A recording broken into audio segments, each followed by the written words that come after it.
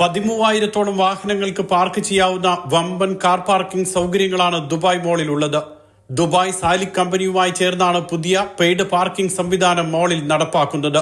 Grand parking, cinema parking, fashion parking എന്നിവിടങ്ങളിൽ park ചെയ്യുന്ന വാഹനങ്ങൾക്ക് ഇനി മുതൽ ഫീസ് ഈടാക്കും.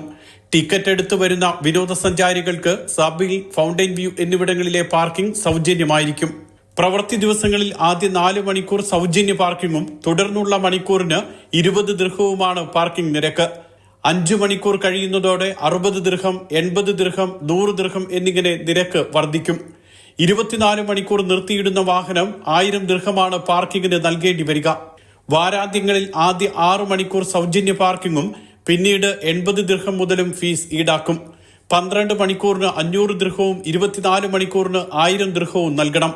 സാലിക്കിൽ നിന്നു തന്നെ പാർക്കിംഗ് ഫീസ് ഈടാക്കുന്നതാണ് പുതിയ സംവിധാനം. Mathrubhumi news, Dubai.